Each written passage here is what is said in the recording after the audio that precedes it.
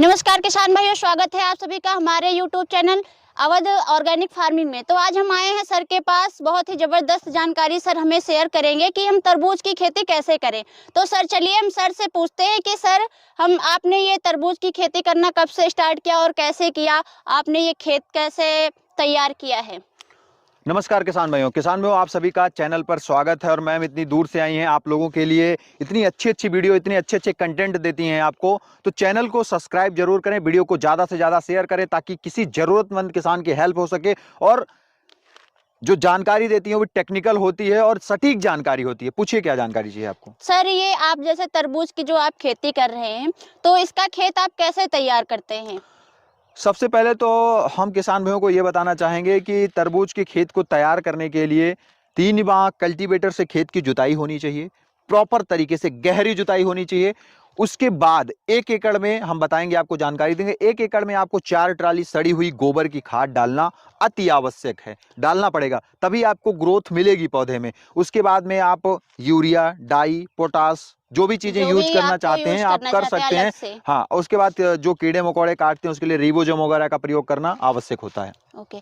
तो सर जैसे क्या है कि आप ये तरबूजे की जो खेती करते हैं, तो इसमें आपको कितना बीज लग जाता है, जैसे बीज का जो सिलेक्शन आप करते हैं। अच्छा, तो 1 एकड़ में आपका कितना बीज लग जाता है। देखिए, वो अगर हम बात करें 2 बीघे को हम लेके चलेंगे, हमारे यहाँ एकड़ जो होता है वो 4 बीघे का होता है। और जो हम 2 बीघे के लिए हम आपको इसकी जानकारी देंगे कितना बीज लग जाता है। जो हमारा ये बीज आता है इसका जन्नत का बीज जो है हम सिलेक्शन करते हैं। ये जो सिलेक्शन करते हैं वो बिहारी भैया के माध्यम से होता है, वो जानकारी देते हैं, अपनी मार्केट में दुकान है उनकी, वो काफ़ी सटीक और काफ़ी बेहतरीन जानकारी देते हैं। हम जन्नत का बीज जो है सिलेक्ट करते हैं, जो कि काफ़ी महंगा है तो अच्छा है, क्वालिटी बेस्ड है और डिमांड है मार्केट में इसकी। अगर 2 पैकेट अगर हम लेके आते हैं तो हमारा 2 बीघे के लिए हो जाएगा, 4 पैकेट लेके आते हैं तो 1 एकड़ के लिए हो जाएगा। ज़्यादा भी हो सकता है, थोड़ा बहुत ज़्यादा और कम हो जाता है। वो कहीं कहीं क्या होता है, कहीं कहीं एकड़ 5 बीघे का होता है, कहीं कहीं 4 बीघे का होता है। हमारे यहाँ 4 बीघे का एकड़ है, 4 बीघे का एकड़ है। तो सर जैसे ही आप में देख रहे हैं, ये आपकी खेत की तैयारी कैसे, पूरा ये जो पॉलीथीन वगैरह लगा रखी है, इसको क्या बोलते हैं। उसके बाद हम क्या करते हैं कि जब हमारी खाद प्रॉपर तरीके रेडी हो गई, रोटावेटर हो गया, गहरी जुताई हम क्यों कहते हैं करने की, क्योंकि आप देख रहे हैं मशीन कितने नीचे तक गहराई लेके गई है। उसके बाद हम क्या करते हैं, बेड बनाती है मशीन। बेड पे क्या करते हैं, हम मल्चिंग की कटिंग करते हैं, जैसे आप देख रही हैं। जिस जुगाड़ तुमने मल्चिंग कटिंग की है, वीडियो में आप देख रहे हैं हमारे किसान भाई कैसे कटिंग करनी है, आपको वो बनवा भी सकते हैं। उसके बाद में कटिंग जब हो जाता है, कटिंग करने के बाद हम बीज का सिलेक्शन करते हैं। बीज जैसे सिलेक्ट हो गया, हम बुआई करते हैं। बुआई करने के लिए हमारा 1 अंगूर बीज इसमें जाना चाहिए, उससे नीचे गया तो बीज का जर्मिनेशन अच्छा नहीं होगा, जमेगा नहीं, खराब होने की भी संभावना होती है। अच्छा, कुछ लोग क्या करते हैं कि साइड में कटिंग कर देते हैं, लेकिन हम साइड में इसलिए नहीं करते हैं क्योंकि पौधा जो है नाली में भागता है, भाग जाएगा। तो अगर हमें कोई दवाई वगैरह यहाँ खर जम गया तो हमें दवाई डालना है तो हम नहीं डाल पाएंगे, क्योंकि उसी पौधे पे पड़ जाएगा, वो भी जल जाएगा। इसी वजह से बीच में करते हैं। दूसरी बात, ड्रिप लगाते हैं। जो लोग बीच में छेद करते हैं वो ड्रिप लगाते हैं, लेकिन हमारे पास ड्रिप नहीं है। बिहारी भैया ने दिया और मुझे मतलब इसके लिए डांट भी पड़ी है बिहारी भैया, क्योंकि हमने इसको किया तो काटा तो अब मैं पानी लगा रहा हूँ। पिछले साल ऐसे ही हुआ था मेरे साथ, मैं पानी लगा रहा हूँ, नमी नहीं जा रही है। मैंने फोन किया 3 बार के, अब तो पहुंच ही नहीं रहा। कहते तुम फोन मत करना दोबारा अब। और उसके बाद बोले तुम पानी चलाते रहो बस।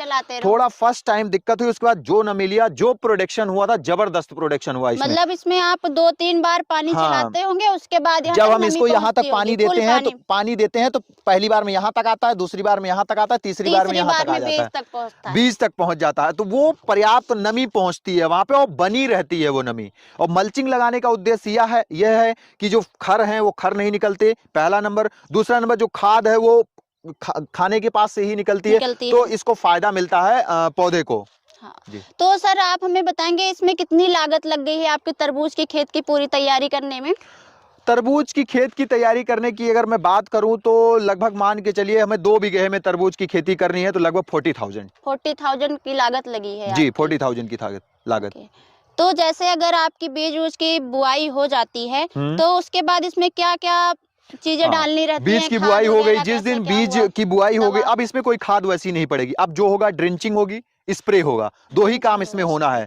ह्यूमिक का हो गया या पोटास का हो गया, या फल मक्खी लगेंगी, या कीड़े मकोड़े जो लगेंगे, ट्रैप इसमें लगेगा, मतलब बहुत सारी चीजें अभी बची हुई है। यानी बीज जिस दिन पौधा बाहर आया उस दिन से कहानी शुरू, काम स्टार्ट हो गया। उस दिन से कहानी शुरू। डेली हमें चेक करना है।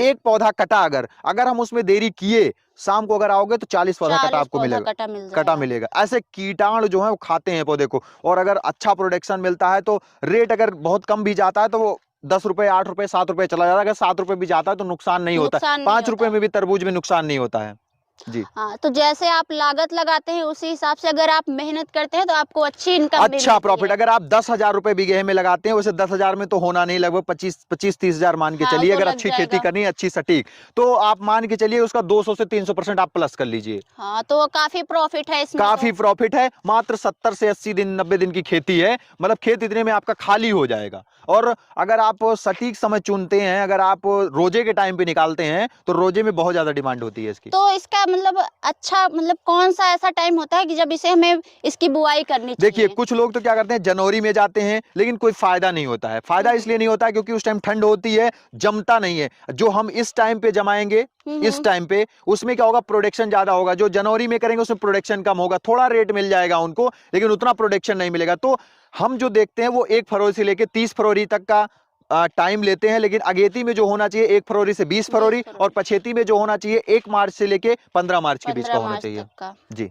तो किसान भाई, आपके साथ हमने बहुत ही अच्छी जानकारी सर के माध्यम से शेयर करी है। आप लोग चैनल को जरूर से जरूर सब्सक्राइब करें और वीडियो को शेयर करें। आपके साथ हम ऐसे ही बेहतरीन जानकारी लाते रहेंगे, तो हमारे चैनल को सब्सक्राइब करें और शेयर करें। बहुत बहुत धन्यवाद दोस्तों। धन्यवाद।